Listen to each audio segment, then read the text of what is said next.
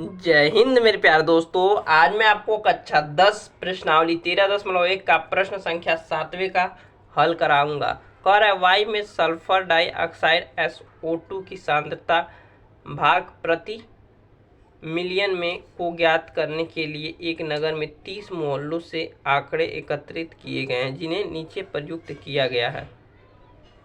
तो वायु में SO2 की सांद्रता का माध्य ज्ञात कीजिए।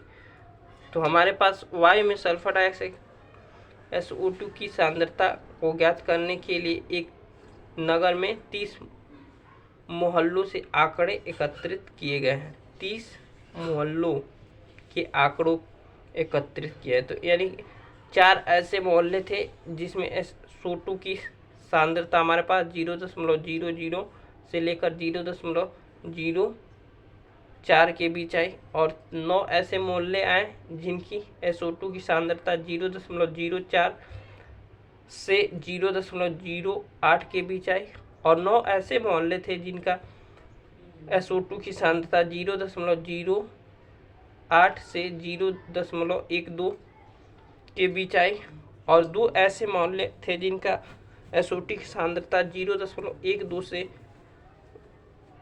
0.16 के बीच आई, और 4 ऐसे मोहल्ले थे जिनकी SO2 की सांद्रता सल्फर डाइऑक्साइड 0.16 से 0.20 के बीच आई, और 2 ऐसे मोहल्ले थे जिनका SO2 की सांद्रता 0.20 से 0.24 के बीच में आई। तो चलिए आसानी से ज्ञात कर लेते हैं। इसे हम प्रत्यक्ष विधि से यानी डायरेक्ट मेथड से हल करेंगे। इसका माध्य ज्ञात करना है तो ज्ञात कर लेते हैं। देखिए, तो XI ज्ञात करने का तरीका क्या होता है, इन दोनों को जोड़ दो, उच्च सीमा प्लस निम्न सीमा प्लस उच्च सीमा बटा में 2, तो इसको जोड़ेंगे तो यही रहेगा।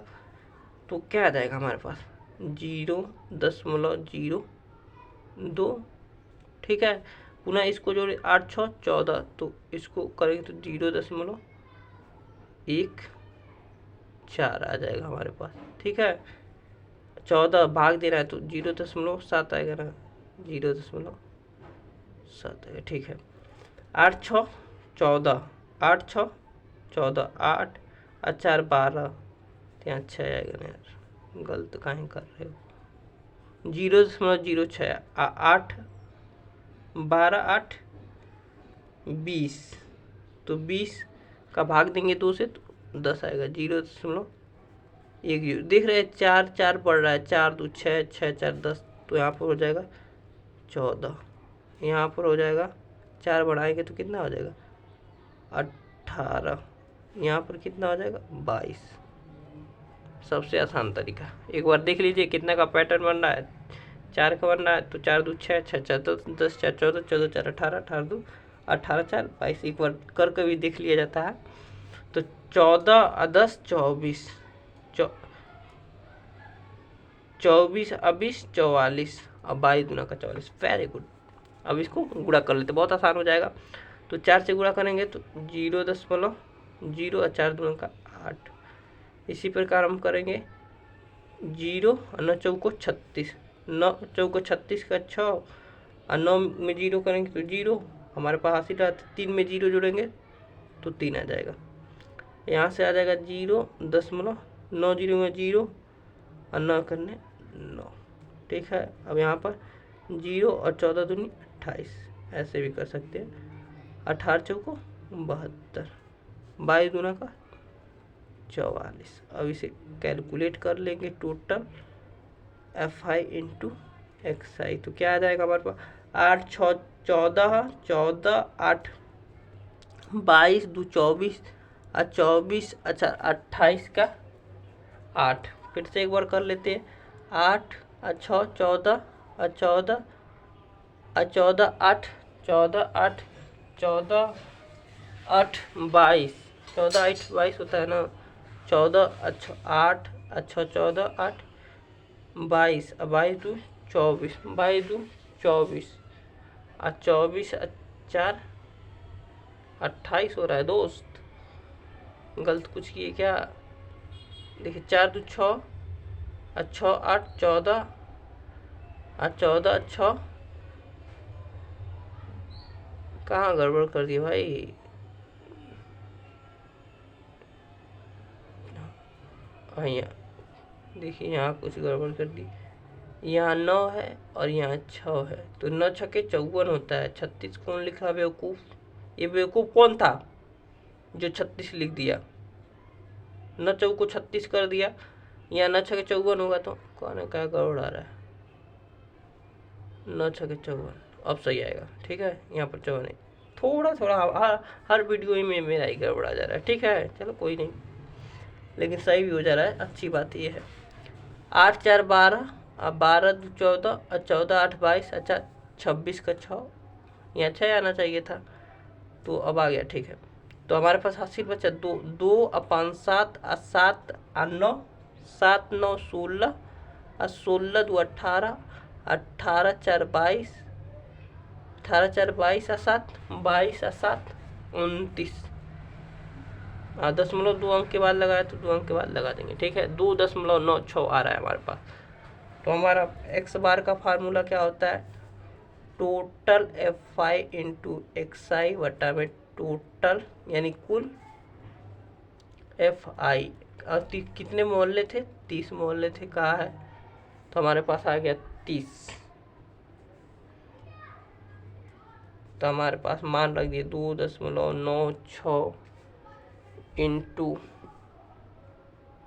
का हमारे पास है 30। अब देखिए, इसको हम सबसे पहले 0.5 हटा देंगे, 296 कर देंगे, यहाँ कर देंगे 10, इसमें 10 बचा और 3, तो 10 यही 30 हो जाएगा। ठीक है ना? अब देखिए एक्स बार, इधर 2 अंक हटाएं तो यहाँ पर 2 जीरो लगा देंगे, 1000 हो जाएगा। तो हमारे पास आ गया 296 बटा 3 गुणे 1000। 1000 कैसे आया समझ में आ रहा है ना? 10 तो इसमें था ही, 10 30, और 2 दशमलव के बाद हटाए तो 2 जीरो बढ़ा दिए, क्योंकि हमें भाग करने में आसानी हो जाए। अब भाग आसानी से कर लेंगे, उसके बाद दशमलव के बाद लगा देंगे। तो 296 का भाग देंगे हम 3 से।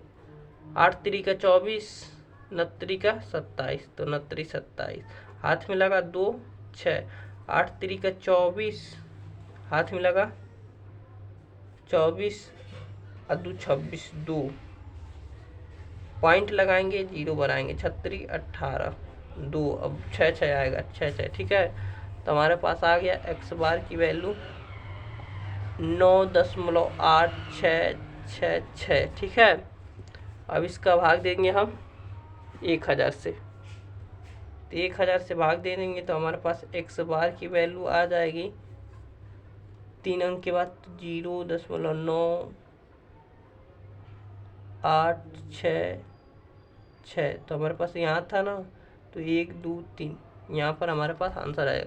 और दशमलव के 3 अंक तक लिखते हैं तो हमारे पास एक्स बार की वैल्यू आ जाएगी 0.09, 0 एक अंक हो गए, 2 अंक 8 है तो इसको 9 कर देंगे, क्योंकि इतना संख्या 18 है तो इसलिए।